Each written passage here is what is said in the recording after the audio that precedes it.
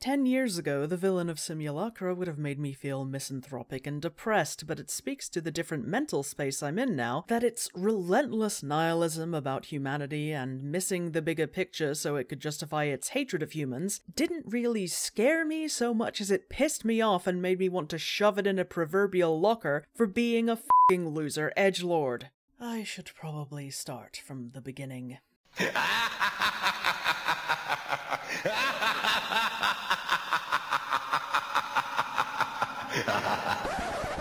Simulacra is about investigating the disappearance of a young woman called Anna, whose phone was mysteriously left on the doorstep of a complete stranger, you. It quickly becomes apparent that something is very wrong with the phone, as when you first try to guess the keycode, it glitches out and gives you the numbers, and upon getting access, it forces you to click on Anna's last recorded video. A video which shows her crying in a bathroom, begging whoever sees it to not look for her.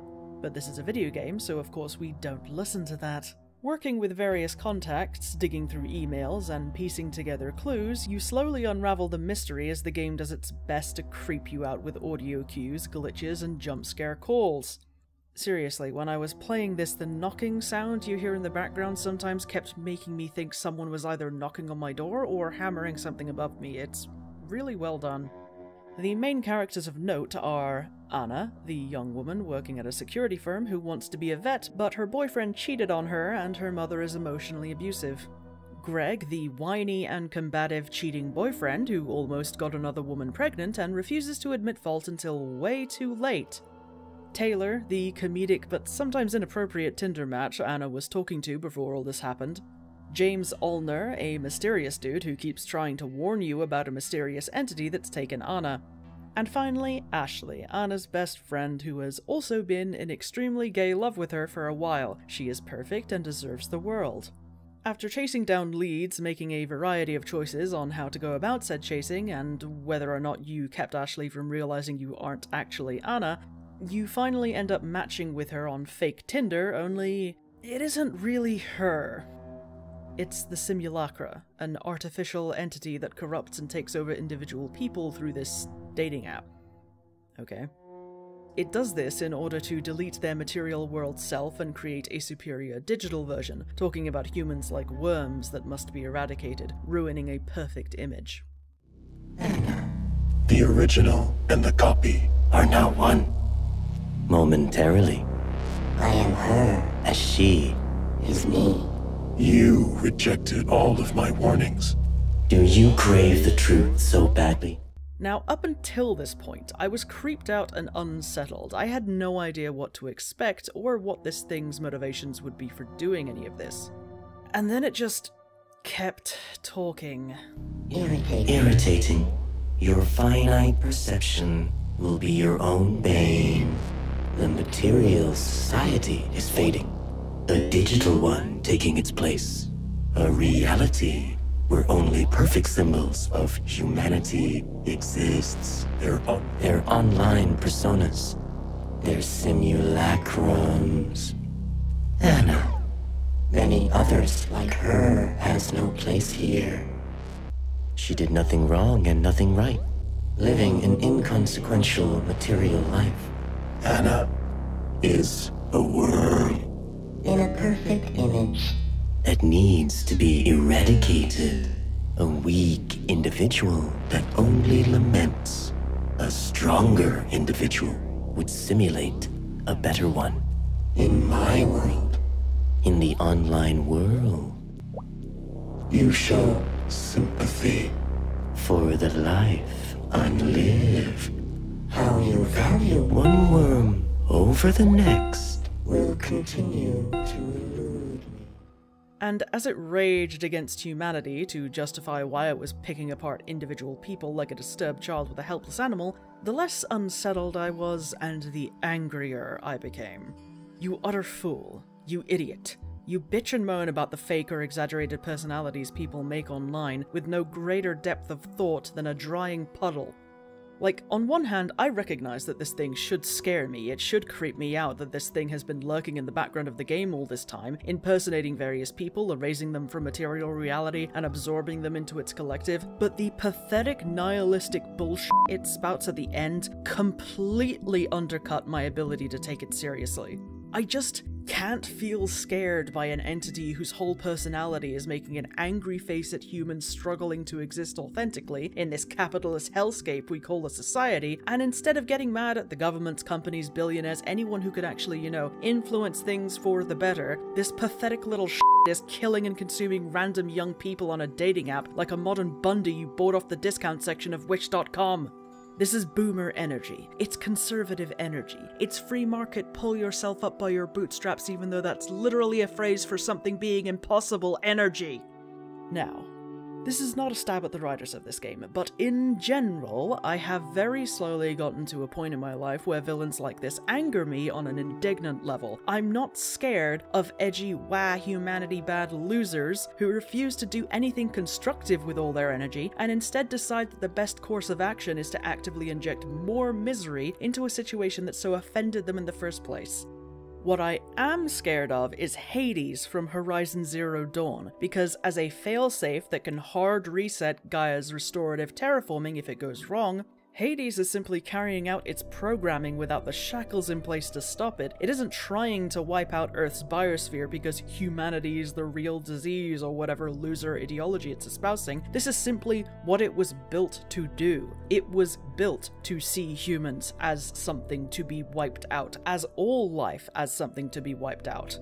You can't reason with Hades, not because it's stubborn or willfully malicious the way the Simulacra appears to be, but because it just does not have the capacity for anything else.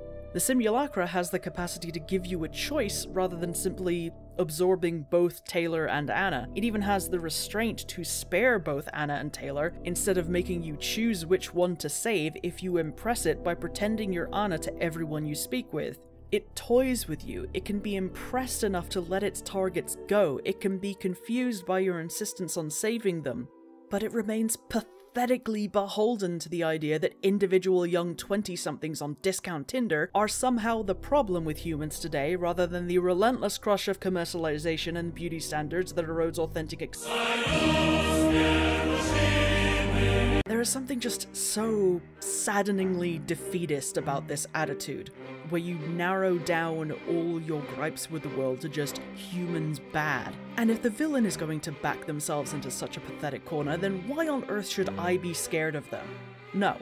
Some people are terrible, true, but that does not mean that humans as a group are terrible.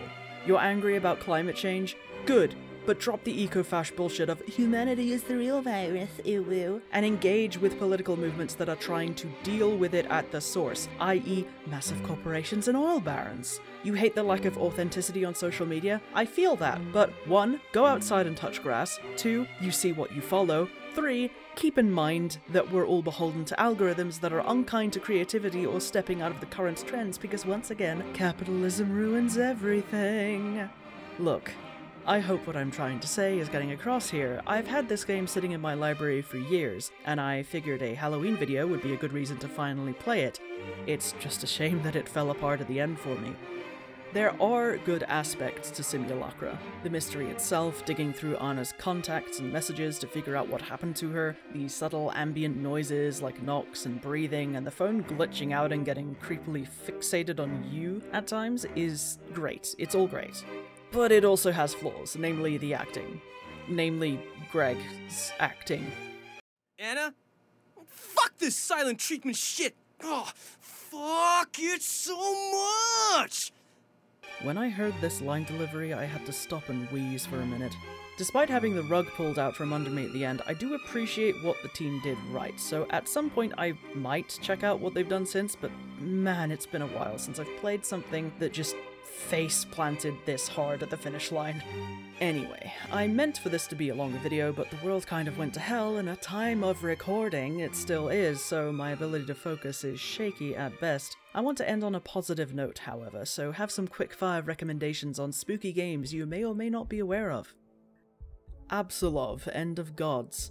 An indie horror game where you wake up in a dank, dark facility surrounded by Norse runes and are hounded by a masked entity. Over the course of the game, you gain better understanding of who you are and what your role in things is, traversing the realms of Norse mythology on your way to a battle that will decide the fate of the world.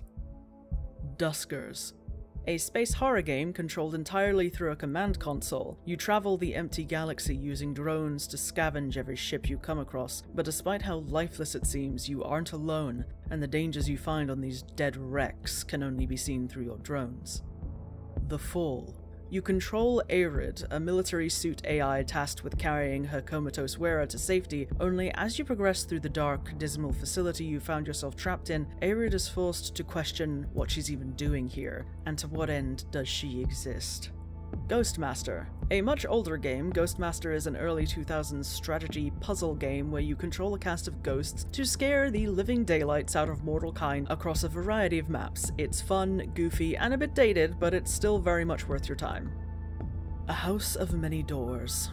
You explore a parasitic realm called the House, scuttling from room to room on the legs of your kinetopede, a steam-trained centipede monstrosity, and search for a way to escape it. Fantastically descriptive horrors abound in this eldritch setting, from a city where the masonry splits and bleeds, to a skeleton rave, a realm of mirrors where you come of age by killing your reflection, and a towering sentient murder of 10,000 crows that you can romance if you present it with the flesh of a god.